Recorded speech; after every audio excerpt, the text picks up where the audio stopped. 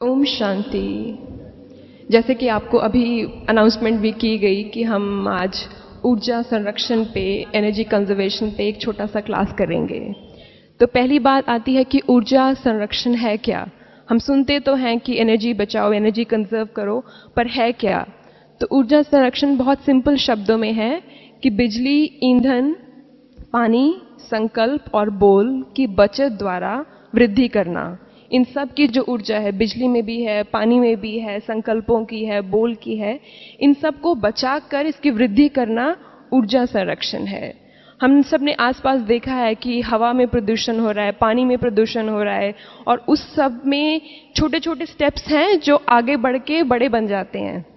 जैसे बिजली वेस्ट करते हैं, तो बिजली किससे बनती है? अधिकतर 80 to 90% बिजली जो हम यूज़ करते हैं वो कोयले से बनती है। तो जितनी भी बिजली बनती है उसका जो केमिकल प्रोसेस है उसमें कार्बन डाइऑक्साइड निकलती है और ये बहुत जहरीली गैस है। उसी प्रकार जो पानी आता है, पानी को हम तक पहुंचाना, पानी को पीने लायक बनाना, उसमें भी पर्यावरण पे बहुत नुकसान होता है। तो हर एक स्टेप में कहीं ना कहीं नुकसान होता है और हम सब ने मिलकर किया है। तो अब हमारी जिम्मेदारी बनती है कि इन सब तत्वों को जहां तक हो सके वहां तक बचाना है। Next slide please. अगला प्रश्न हम सब सोचते हैं कि मैं क्यों करूं? बाकी सब के लिए अच्छा है, वो लोग करें भले, पर मैं क्यों करूं? मैं इसलिए करूं क्योंकि मेरी जिम्मेदारी है। इसमें देखिए पहला पॉइंट ये है कि जो कुछ मैं करती हूं, मैं करता हूं, वो मुझे देख सब करते हैं, क्योंकि मैं देवता कुल की आत्मा हूं। तो बाबा ने भी कई बार ये बात कहा है ना कि हम लॉ मेकर्स हैं, तो जो भी हम करते हैं हमको देख के सब करते हैं। ये पहली वजह है कि जो मैं करूं वो सब कर रहे हैं, तो इसीलिए बहुत इंपॉर्टेंट है कि मैं सही करूं। दूसरी बात है, प्रजा, विद्यार्थी, भक्त, दूसरे धर्मों की आत्माएं, वे सब हमारा एक बहुत लंबा हिस्सा है। हम पहले भी उनका ध्यान रखा है और अब भी जब हम गुप्त हैं और वो हमें शायद पहचाने चाहे ना पहचाने, पर हमारी जिम्मेदारी बनती है कि हम उनका ध्यान रखें। पहले भी तो ध्यान रखा है ना। वो जो भावना है कि जो भी साधन है, जो भी रिसोर्सेज हैं, सिर्फ मेरे लिए नहीं, ये सबके लिए हैं, तो उनका ध्यान रखना अब भी मेरी जिम्मेदारी है। तीसरा पॉइंट, प्रीवियस स्लाइड पे तीसरा पॉइंट, मैं सबसे पूर्वज आत्मा हूं। मैं इस सृष्टि चक्र पे सबसे पहले हम आए थे। तो पहले 2500 साल जब सतयुग और त्रेता था, सब हम पवित्र थे तो प्रकृति भी पवित्र थी, और पिछले 2500 साल जब हम अपवित्र हुए तो प्रकृति के भी तत्व अपवित्र हुए, और उसमें सबसे बड़ा योगदान हमारा था, क्योंकि हम सबसे पुराने हैं ना। तो सबसे ज्यादा नुकसान भी हमने ही किया है, क्योंकि हमने सबसे ज्यादा नुकसान किया है। इसीलिए भी मेरी जिम्मेदारी बनती है कि अब जब नुकसान हो गया है तो अब मैं जिम्मेदारी लेकर अपने आप को रिस्पॉन्सिबल समझूं और उसके लिए कुछ ना कुछ संरक्षण करूं, कुछ ना कुछ कदम उठाऊं। Next slide please. अच्छा, अब अगली बात ये आती है कि हम क्यों करें। हम समझते तो हैं कि हमें करना चाहिए, पर क्यों करें। इस स्लाइड में आपको दिख रहा है कि दुनिया में अराउंड 25% ऐसे लोग हैं जिनके पास किसी भी प्रकार की ऊर्जा नहीं है। हमारे अपने भारत में 33% हैं जिनके पास ईंधन नहीं है। ऐसे बहुत सारे स्टैट्स आएंगे। देखो, ऐसे भी अभी भी बहुत घर हैं जिनके पास मिट्टी के तेल का दीवा होता है, और उसके लिए भी मिट्टी का तेल मिले या नहीं मिले उसकी पूरी गारंटी नहीं है। और वो आता कहाँ से? ईंधन आता है ना, पेट्रोलियम प्रोडक्ट है। और बिजली कहाँ से बनती है? यहीं से बनती है। पानी कहाँ से आता है? तो टोटल जो ये फॉसिल फ्यूल्स हैं, एक पेट्रोलियम है, दूसरा कोल है, इन दोनों की अगर हम गैर जिम्मेदारा तौर पे यूज करते हैं, इस्तेमाल करते हैं, तो कहीं ना कहीं वो लोग जिनको मिलना चाहिए था उन्हें मिलता नहीं है, और उसमें एक हमारा भी हिस्सा है, क्योंकि हमने भी कहीं ना कहीं दुरुपयोग किया है। Next slide please. ये देखिए, ये सच्ची उदाहरण है, ये सच में लिया गया है, पिक्चर है कि ये घर है जहां पे बिजली नहीं है, इनके पास ईंधन नहीं है, और अगर हम 1 वाट, सिर्फ 1 वाट बचाएं, अपने सेंसिबल यूज से बिजली बचाएं, तो उस घर में 5 घंटे के लिए बिजली हो सकती है, ईंधन हो सकता है, चाहे वो डायरेक्टली है चाहे इनडायरेक्टली है। पर मैंने जो 1 वॉट, अगर मैं एक आत्मा हूं, मैं 1 वॉट बचाती हूं, तो ऐसे एक घर में 5 घंटे की बिजली के लिए मैं निमित्त बनती हूं, और या फिर 2 दिन तक आगे लाइट जल सकती है। इस घर पे बिजली है नहीं और उसके लिए उनको लकड़ियां जलानी पड़ती हैं, उपले जलाने पड़ते हैं, उसके लिए बहुत मेहनत करते हैं उस परिवार वाले। अगला स्लाइड देखें। ये देखिए, बच्ची लकड़ियां उठाने के लिए, ढूंढने के लिए पूरा दिन लगाती है, क्योंकि उनके पास बिजली नहीं है। जरूरत तो उनको भी है ना। तो अब इस बच्ची के पास और किसी चीज का समय नहीं है, ना उसके पास पढ़ाई का समय है, ना अपने विकास करने का समय है। इन आत्माओं को हम ज्ञान और योग कैसे पढ़ाएंगे, क्योंकि उनकी जो बेसिक, जो मूल जरूरतें हैं वही पूरी नहीं हुई। तो वो आगे हम कहें कि आत्मा के गुणों की तरफ ध्यान दो, वो बातें वहां तक पहुंचती नहीं हैं। और ये भी हमारे ही हिस्से हैं, मतलब भक्त हो या प्रजा हो, चाहे स्टूडेंट हो या किसी और धर्म के हो। और ये चित्र तो भारत का है, तो ऐसे लोग हैं और इसकी भी जिम्मेदारी मुझ पर है। अगली बात आती है कि अब ये तो समझ में आ गया कि बहुत गंभीर बात है, पर फिर सोचते हैं कि मुझे अब क्या करना है। जो हो गया सो हो गया, वो बीत गई, और बीती पर बिंदी लगा दी, उसको नहीं बदल सकते ना। पर आज के बाद, इस दिन के बाद जब हॉल से बाहर निकलें, तो मैं क्या करूं इसमें अपना योगदान देने के लिए। ये सोच रहे होंगे ना, आप सब सोच रहे हैं ना, कुछ कुछ सोच रहे हैं, बाकी सब नहीं सोच रहे हैं। अच्छा, सोच तो रहे होंगे, भले हाथ नहीं उठा रहे हैं, पर मन में चल तो रहा है ना कि हम अब क्या कर सकते हैं, आज के बाद, इस घड़ी के बाद क्या करें। इसमें 2 पार्ट हैं। एक तो हम एज ए संस्था, क्योंकि हम संस्था का हिस्सा हैं, तो ईश्वरीय विश्वविद्यालय का हम हिस्सा हैं, तो एक संस्था के स्तर पे है। पहला जो है CSR लिखा है, कॉर्पोरेट सोशल रिस्पॉन्सिबिलिटी। ये हर एक संस्था एक अपनी खुद से, अपनी विल से समाज के प्रति जिम्मेदारी लेती है, और हर संस्था अलग अलग तरीके से करती है। कोई पेड़ लगाते हैं, कोई पानी बचाते हैं, कोई गरीबों को कंबल देते हैं, कोई साइकिल देते हैं, अलग अलग तरीके से। तो हमारी संस्था ने भी कॉर्पोरेट सोशल रिस्पॉन्सिबिलिटी, अपनी सामाजिक जिम्मेदारी निभाई है, और उसके लिए हमने एक संस्था, मतलब एक छोटा ग्रुप बनाया है, BK इनकॉन, ब्रह्म कुमारीज एनर्जी कंजर्वेशन। तो ये एक प्लेटफॉर्म है जहां से अब के बाद ऐसे जो भी हम कदम उठा रहे हैं उनको हम प्लान करेंगे, इंप्लीमेंट करेंगे, उस पर जो भी चेंज करना है, सजेशन आ रहे हैं, सब भाई बहन मिलके दे रहे हैं, तो उसको ऐसे इंप्लीमेंट करते हैं। दूसरा है एक्शन प्लान। ये है इंडिविजुअल, मैं जो अकेली एक पर्सन हूँ, अकेली व्यक्ति हूँ, व्यक्तिगत तौर पे मैं क्या कर सकती हूँ, क्या कर सकता हूँ, तो एक एक्शन प्लान होगा। एक्शन प्लान मतलब एक्चुअली करना क्या है और कैसे करना है। Next slide please. ये देखिए, ये चित्र है, इसमें रमेश भाई जी जो एनर्जी इंस्टीट्यूट है उसके साथ MOU, मेमोरेंडम ऑफ अंडरस्टैंडिंग, उन्होंने साइन किया है। तो अब ये लीगल तौर पे हम जो हमारी आध्यात्मिक संस्था है, हम जुड़े हुए हैं, तो अब हमें ये एक लीगल रिस्पॉन्सिबिलिटी बन जाती है, कानूनी जिम्मेदारी बन जाती है, क्योंकि MOU साइन किया है, तो अब हम सब इसके हिस्से बन गए हैं। Next slide. अच्छा, ये देखिए, ये एक्शन प्लान है। इसमें एक्शन प्लान में आप एक पिरामिड देख सकते हैं, ट्रायंगल देख सकते हैं ना। ट्रायंगल के एंड में है कि अभी इस समय क्या है। इस समय ट्रायंगल का बेस बहुत चौड़ा है ना, इस समय खर्चा भी ज्यादा है और दुरुपयोग भी ज्यादा है, वेस्टेज भी बहुत है और खर्चा भी बहुत है। तो जैसे जैसे हम ऊपर जाते हैं, नीचे कंजर्वेशन है, इस मोमेंट पे हमें क्या करना है, बहुत खर्चा है, बहुत दुरुपयोग है। फिर धीरे धीरे सोच के साथ, समझ के साथ, जैसे जैसे संकल्पों से मेरे व्यवहार में, मेरे बिहेवियर में चेंज आता है, वैसे वैसे हम ऊपर जाते हैं। उसमें एफिशिएंसी आती है। एफिशिएंसी माना उन्हीं साधनों को इस्तेमाल करना है, पर इस तरीके से इस्तेमाल करना है जिससे दुरुपयोग कम हो और सदुपयोग ज्यादा हो, अच्छा उपयोग हो। और उसमें ये भी आता है कि आप पावर रेटिंग वाले, जो स्पेस एनर्जी रेटिंग होती है ना, 2 स्टार 3 स्टार, देखा होगा कभी, फ्रिज के ऊपर होता है, AC के ऊपर होता है, हर चीज के ऊपर होता है। अब धीरे धीरे करके तो ये अनिवार्य हो गया है कि हर एक जो बिजली का गैजेट है उसके ऊपर होना चाहिए। तो ऐसे कुछ इस्तेमाल करें, जहां यूज नहीं हो वहां बंद कर दें, जहां पानी वेस्ट हो रहा है वो बंद कर दें। तो ये एफिशिएंसी है। साधन नहीं हम छोड़ सकते, क्योंकि एक बार वैभव में आ गए तो वैभव की सीढ़ी ऊपर चढ़ते हैं, फिर वैभव की सीढ़ी से नीचे नहीं उतर सकते, बहुत मुश्किल है। अगर आपको कहें आपके पास 2 AC हैं और आप पर्यावरण बचाओ, अब AC बंद कर दो, कभी मत यूज करना, तो आपको मुश्किल लगेगा ना, क्योंकि वैभव में ऊपर चढ़ते हैं, नीचे उतरना मुश्किल है। पर उन्हीं साधनों को इस्तेमाल करते हुए एफिशिएंट बनाना है। अच्छा, इसके ऊपर जब बिल्कुल ऊपर जहाँ पे बेस जाते हैं वो आता है धीरे धीरे, जहाँ एपेक्स बिल्कुल ऊपर पॉइंट आता है ना, वो है जीरो, कि जीरो वेस्टेज होगा और जीरो दुरुपयोग होगा। जितना हमें चाहिए जब चाहिए उतना हम उपयोग करेंगे। और ये हर एक प्रकार की ऊर्जा के लिए जाता है, बिजली के लिए जाता है, पानी के लिए जाता है, संकल्पों और बोल की जो ऊर्जा है उसके लिए भी अप्लाई होता है। वो एंड में कर्मातीत स्थिति है, जीरो वेस्टेज। जितनी जरूरत है उतने ही संकल्प और उतने ही बोल होंगे। Next slide please. अच्छा, ये देखिए, ये एग्जाम्पल है, चित्र बनाया हुआ है कि ये गोस्ट हैं, भूत हैं। कौन कौन से भूत हैं? और ये भूत सब हमारे आसपास ही रहते हैं। इसमें गीजर है, पंखा है, एसी है, कंप्यूटर है, टीवी है।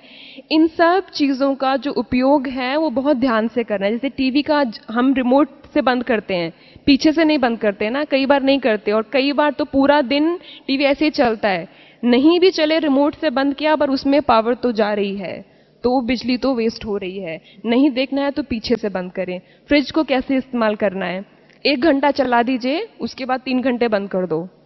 और जो चीज़ें उसमें बहुत खराब होने वाली हैं उसको फ्रीजर में रख दो, क्योंकि फ्रीजर सबसे ऊपर है, फ्रीजर का इफेक्ट नीचे आता रहता है।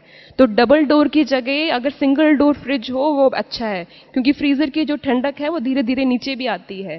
फिर 4 घंटे बाद 1 घंटा चला लो, फिर 3 घंटे बंद कर दो। इससे आपका भी फायदा है और पर्यावरण का भी फायदा है। तो ऐसे बहुत सारे साधन हैं, इन सब के ऊपर ध्यान देना है कि कहाँ कहाँ कौन कौन से साधन से ऊर्जा वेस्ट हो रही है। Next slide please. अच्छा, ये देखिए, ये है एक प्रोजेक्ट हम सब ने मिलकर लॉन्च किया है, 7 million unit energy for sustainable development. हमें 10 लाख यूनिट ऊर्जा के बचाने हैं, हम सब मिलके, जितना पूरा ब्राह्मण परिवार है हम सब मिलके 10 लाख यूनिट बचाएंगे। बचा सकते हैं? जो बचा सकते हैं वो हाथ उठाएं। अच्छा, सभी बचा सकते हैं, और जिन्होंने नहीं उठाया वो भी सोचते हैं कि बचा सकते हैं पर हाथ नहीं उठाया। चलिए कोई बात नहीं, पर हर एक ब्राह्मण अगर अपनी तरफ से ये सोचे कि मैंने एक दिन में 10 वॉट बचाए, तो कितना बड़ा ब्राह्मण परिवार है। हर एक ने 10-10 बचाए और मिला के 10 लाख तो महीने से भी पहले पूरा हो जाएगा। और अगर ये गोल हमने अचीव किया तो हम नेशनल एनर्जी अवार्ड के लिए एलिजिबल होंगे। अच्छा, और प्रैक्टिकली क्या करना है, ये तो एक हमारा गोल हो गया, क्या करना है। सबसे पहली बात जो हम सब के लिए लागू होती है कि हम सब योग करते हैं ना, तो मेडिटेशन लैंप तो हर जगह है, किसी किसी घर पे 2 हैं, किसी पे 3 भी हैं। तो हर एक ब्राह्मण ये संकल्प करके जाए यहाँ से कि जो मेडिटेशन लैंप है उसको खोल के देखना, उसमें येलो लाइट का 18 वॉट का बल्ब लगा हुआ है, और ये बल्ब बहुत बिजली लेता है। तो हमें क्या करना है कि इस बल्ब को निकाल कर एलईडी बल्ब जो आता है, लाइट इमिटिंग डायोडिक बल्ब आता है, व्हाइट बल्ब होता है, उसी साइज का मिल जाता है, वो लगा दीजिए। अगर हर ब्राह्मण अपनी स्थान पे, मान लीजिए आपने 2 बदले, 2 सेंटर पे बदले और 2 किसी को प्रेरणा देके बदले, इस प्रकार हर 3 महीने में हर ब्राह्मण 10 बल्ब बदल दे, चाहे डायरेक्टली चाहे इनडायरेक्टली, और इस खर्चा ज्यादा नहीं है, सिर्फ संकल्प मात्र की बात है। तो कुल मिला के हम 7 मेगावाट बिजली बचा सकते हैं। 7 मेगावाट बिजली बचाना मतलब एक पावर प्लांट जिसमें 14 मेगावाट बिजली बनाई जाती है, क्योंकि अगर 14 मेगावाट बनेगी तो जिस स्थान पे पहुंचनी है वहां 7 पहुंचती है, बीच में ट्रांसमिशन लॉसेज लीकेज हो जाती है। तो हम सब ने अगर मिलकर इतनी बिजली बचाई तो ये एक बहुत बड़ा पावर प्लांट बन जाएगा। जो नॉर्मल पावर प्लांट होता है वो 1 मेगावाट 2 मेगावाट का होता है, और उसको भी बनने में 10 साल और कई करोड़ रुपए लग जाते हैं। हम सब बिना पैसा खर्चा किए, बिना पावर प्लांट बनाए, बिना उसके लिए सैंक्शन लिए इतनी बिजली बचा सकते हैं। और जो बिजली बचाई वो जनरेट हो गई ना, फिर अब जिन भी आत्माओं के घर में बिजली नहीं है, जिनके पास पानी नहीं है, उन सब तक ये पहुंचेगी, क्योंकि ऐसे ही उसकी डिस्ट्रीब्यूशन होती है। अच्छा, दूसरी बात है, ये प्रैक्टिकल है, हम सब जहां तक हो सके, जब भी हो सके, साइकिल या फिर पैदल चलें। हो सकता है? साइकिल चलाने की आदत है कईयों को? देखिए, साइकिल चलाना बहुत अच्छा है क्योंकि उसमें ईंधन नहीं लगता है। दूसरी बात यह है कि उससे सेहत अच्छी रहती है, पार्किंग की स्पेस की आपकी प्रॉब्लम नहीं है, आप कहीं भी साइकिल खड़ा कर दो, निकालने में कोई प्रॉब्लम नहीं है। अगर अच्छा नहीं लगा तो उठा के ऊपर ले जाओ, नहीं तो नीचे ले आओ। और दूसरी बात, जो करोगे, आप सब पढ़े लिखे हो, समझदार हो, आपको देख और भी बहुत करेंगे। अगर साइकिल चलाना मुश्किल है, मान लीजिए सेहत की वजह से या निगाह की प्रॉब्लम है कि देखना मुश्किल है, तो पैदल चलिए। जितना हो सकता है, 1 किलोमीटर 2 किलोमीटर जितना आपको हो सके। शुरू शुरू में थोड़ा मुश्किल लगेगा, एक दिन आधा किलोमीटर चलिए, 2-3 दिन के बाद 1 किलोमीटर चलिए, पैदल चलना शुरू करिए। जितना ईंधन हम मोटरसाइकिल स्कूटर गाड़ियों में वेस्ट करते हैं, उसका जो जितना भी नुकसान हो रहा है, 3/4 नुकसान जो गाड़ियों से धुआं निकला है उसकी वजह से हो रहा है। तो ये बहुत इंपॉर्टेंट है, ये दूसरा स्टेप है। हम आज 7 वचन लेंगे। 7 में से पहले 2 वचन ये थे। पहला था बल्ब, जो है बिजली का बल्ब है उसको बदलना है। जहां हो सके अगर कुछ भी आप वेस्ट होते देखते हैं बंद कर दीजिए। यहाँ पे देखिए अब क्लास खत्म होगी, सब चले जाएंगे, बहुत पंखे चल रहे होते हैं। हर दिन मैं 10-15 मिनट पंखे बंद करके जाती हूँ। पर हम सबको देखो पंखे से जो सुख मिला है पिछले 1 घंटे से, जब वो काम खत्म हो गया तो भी पंखे की इज्जत तो है ना, तो बंद करके जाना चाहिए। क्योंकि बिजली किसने बनाई? हम सब ने, यज्ञ से ही आया है ना, तो वेस्ट नहीं करना है। ऐसे कहीं भी आप देखें, चाहे घर में, चाहे सेंटर पे, चाहे पार्क में, चाहे रेलवे स्टेशन पे, मधुबन में, कहीं भी वेस्ट हो रहा है तो बंद कर दो। पहला वचन वो है। दूसरा है साइकिल चलना, पैदल चलना, ठीक है। तीसरी बात आती है पानी का। पानी का दुरुपयोग होते सबने देखा है ना, कैसे होता है? हमको 1 चम्मच धोना होता है, हम पूरा टैप खोल देते हैं और 1 गिलास वेस्ट कर देते हैं 1 चम्मच धोने के लिए। जो टैप को पूरा खोलने का तरीका है, ये बहुत गलत आदत है, इससे बहुत पानी वेस्ट होता है। जब ब्रश करना होता है तब भी तो टैप खोलते हैं ना, और फिर ब्रश ढूंढते हैं, फिर पेस्ट ढूंढते हैं, फिर कुछ और भूल गए तो फिर दरवाजा बंद करते हैं, फिर लाइट ऑन करते हैं, तब तक कितना पानी चला जाता है। जो भी करना है, हाथ धोना है, मुंह धोना है, ब्रश करना है, बर्तन धोने हैं, कपड़े धोने हैं, जो पानी कलेक्ट कर लिया, जैसे मान लीजिए मग में कलेक्ट कर लिया या ग्लास में ले लिया या छोटी बाल्टी में ले लिया, भर लो।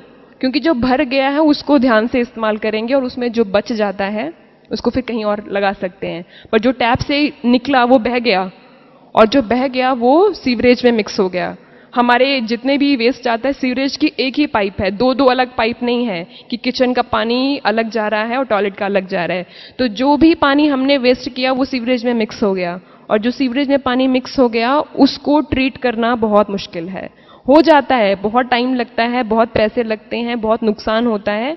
उसके बाद भी जो पानी वहां से निकलता है वो सिर्फ गार्डनिंग के काम आ सकता है, धुलाई के काम आ सकता है, सड़क वगैरह साफ कर सकते हैं, उसका और कहीं इस्तेमाल नहीं होता। तो कोशिश करनी है कि सीवरेज में पानी कम से कम जाए, सिर्फ टॉयलेट का पानी है वो जाए, हाथ धोना, मुंह धोना, इनके लिए पानी बचाएं। अच्छा, कई जगह मिनरल वाटर लगा हुआ है, और अगर मिनरल वाटर फ्री होता है तो हम बहुत वेस्ट करते हैं ना, हाथ भी वहीं धोते हैं, प्लेट भी वहीं धोते हैं। देखा होगा यहाँ पे भी डाइनिंग हॉल में कई भाई बहन, आप में से तो शायद नहीं होंगे, आप तो बहुत सब ज्ञानी हैं, बहुत समझदार हैं, पर ऐसे हैं कई लोग, है ना, वो मिनरल वाटर की टैप्स लगे हैं, वहीं हाथ धोने के लिए 10 कदम और चलना पड़ेगा, पर वो 10 कदम नहीं चलेंगे, तो वहीं मिनरल वाटर से हाथ भी धोंगे, मुंह भी धोंगे, प्लेट भी धो देते हैं।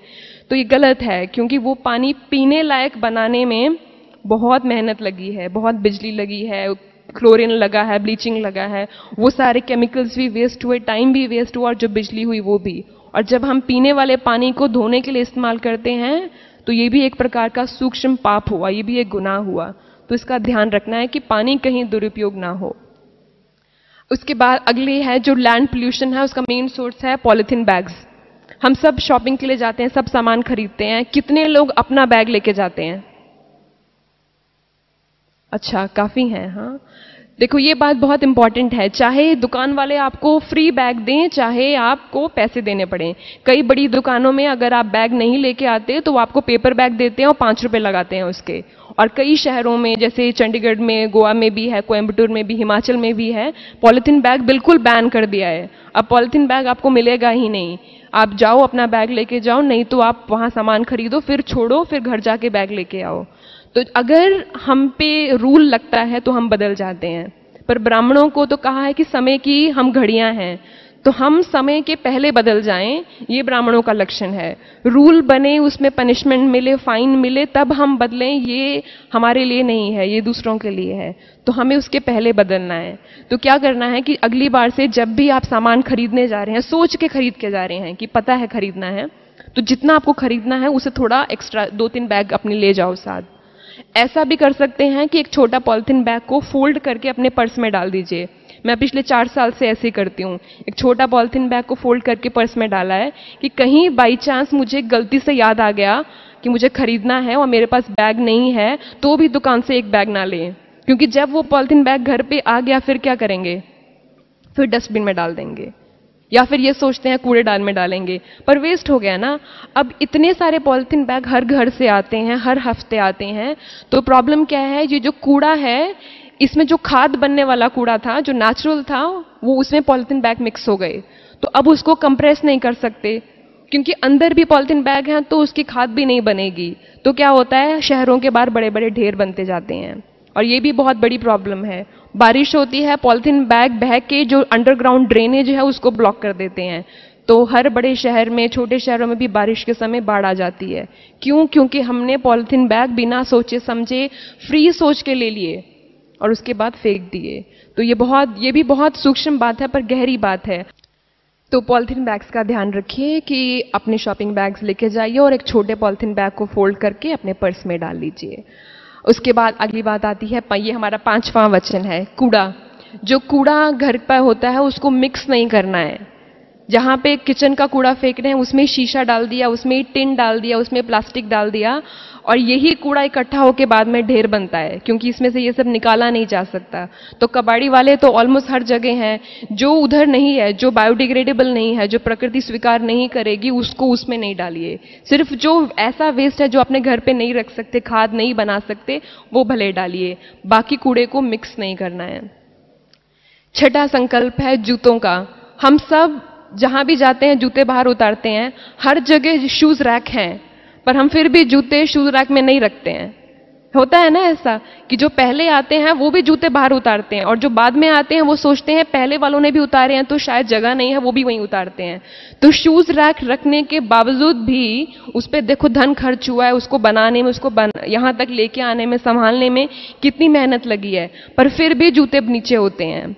और हम बाहर क्या कहते हैं कि हम मनुष्य से देवता बनने की पढ़ाई पढ़ रहे हैं। तो हमारे जूतों को देख के भी सबको ऐसे ही लगे कि ये सच में देवता बनने वाले हैं, देवता बनने जा रहे हैं।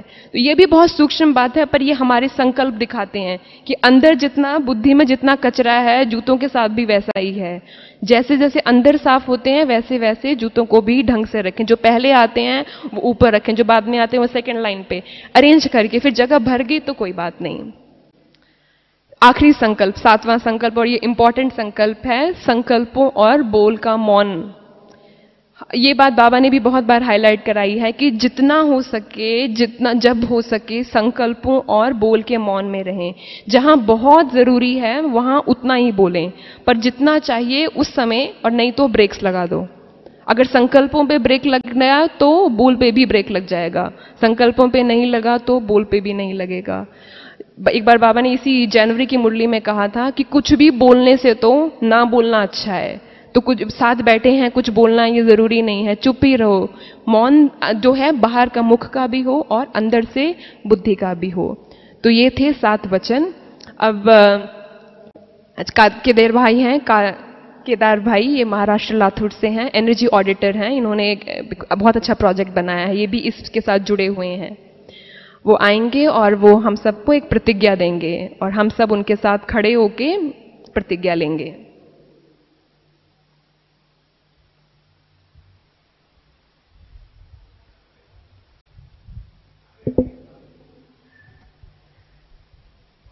ओम शांति। तो सभी खड़े रहेंगे कृपया और ये संकल्प लेंगे। ऊर्जा संरक्षण के लिए संकल्प। ऊर्जा संरक्षण करना मेरा राष्ट्रीय कर्तव्य है। ऊर्जा संरक्षण करने के लिए सदैव कार्यरत रहूंगा। मैं अपने घर, सेवा केंद्र, यज्ञ के प्रति आवश्यकता अनुसार ही ऊर्जा का प्रयोग करूंगा। मैं हमेशा सार्वजनिक यातायात का प्रयोग करूंगा। मैं जितना हो सके अपारंपरिक ऊर्जा का उपयोग करूंगा। इस प्रकार ऊर्जा संरक्षण अभियान सफल बनाने की प्रतिज्ञा करता हूं। ओम शांति। Thank you. अच्छा, अभी एक छोटी सी वीडियो है, ये प्रतिभा भाई पटेल जो राष्ट्रपति थी उनके निगरानी में बनी हुई है, तो ये देख के जाएं। और मैं आशा करती हूँ ये पिछले 30 मिनट हमने जो जानकारी दी ये आपके लिए उपयोगी थी और आप यहाँ से जो सीख के गए हैं वो लागू करेंगे और दूसरों को भी सिखाएंगे। और दूसरे को सिखाने का सहज तरीका है कि अनुभवी मूर्त बनूं, मैं धारणा करूं, अनुभव करूं और फिर बाबा की याद में रह के उनको सिखाऊं। ओम शांति। प्रजापिता ब्रह्मा कुमारी ईश्वरीय विश्वविद्यालय आध्यात्मिक संस्थान के साथ सामाजिक सरोकार के क्षेत्र में दिन प्रतिदिन नया आयाम तय कर रही है। इसकी कड़ी में ऊर्जा संरक्षण के क्षेत्र में भी पहल की और ऊर्जा बचाने के लिए अखिल भारतीय ऊर्जा प्रबंधन संस्थान तथा ब्रह्मा कुमारी संस्थान के बीच अहम समझौते पर दस्तखत किए गए। इसके तहत पूरे राष्ट्रीय स्तर पर दोनों ही संस्थाएं मिलकर लोगों को ऊर्जा बचाने के लिए जागरूक करेंगी। जो ऑयल आदि की जो नेचुरल रिसोर्सेज जो है वो कम होते जा रहे हैं और इसलिए उनके लिए अल्टरनेट रिसोर्सेज भी ढूंढना पड़ेगा और साथ साथ जो भी अभी वर्तमान समय पर हमारा कंजम्पशन है वो वर्तमान समय का कंजम्पशन को भी कम करना चाहिए और कंजम्पशन काम होता रहे परंतु कंजम्पशन कम होता रहे, इस प्रकार का पुरुषार्थ करना चाहिए। इस कार्य के अंदर हमारे साथ में हमारे आज जो जिन्होंने साथ हमने एग्रीमेंट किया हुआ है, ये वाला वीडियो नहीं है, इसको बंद कर दीजिए। दूसरा कारोबार करें। गर्व का अनुभव कर रहा हूँ कि हमारी संस्थान Indian association of energy management और जो हम स्लाइड दिखा रहे थे उसमें एक लास्ट स्लाइड है, एड्रेस है, वो दिखा दीजिए। जो भाई बहन इस प्रोजेक्ट में इंटरेस्टेड हैं और अपने कोई सुझाव, अपने कोई चेंजेस या फिर अगर आप अपना योगदान देना चाहते हैं, आपके मन में कोई आइडियाज हैं या अपने सेंटर पे या अपने घर पे एनर्जी ऑडिट कराना चाहते हैं, किसी भी प्रकार से इसके साथ जुड़ना चाहते हैं, वो आईटी ऑफिस के यशवंत भाई जो है ना, रेडियो मधुबन का ऑफिस तो मालूम है ना, वही जहाँ एसटीडी बूथ है उसके ऊपर रेडियो मधुबन का ऑफिस है। यशवंत भाई इसकी देखरेख कर रहे हैं, उनकी एक टीम है, तो आप सब उनसे मिल सकते हैं, उनको ईमेल कर सकते हैं और ईमेल है bkencon@gmail.com। फोन नंबर भी आप उनसे ले लीजिए। ओम शांति।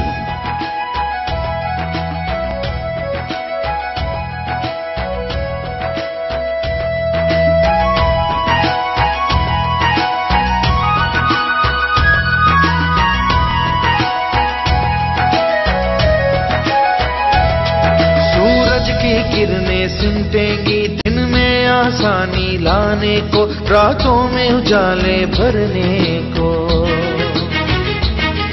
इन बड़ी बड़ी बाहों वाले पंखों से हवाएं लिपटेगी तेरी सारी सेवा करने को। सुन हम सबसे ये कहती है हो तो सुन माना,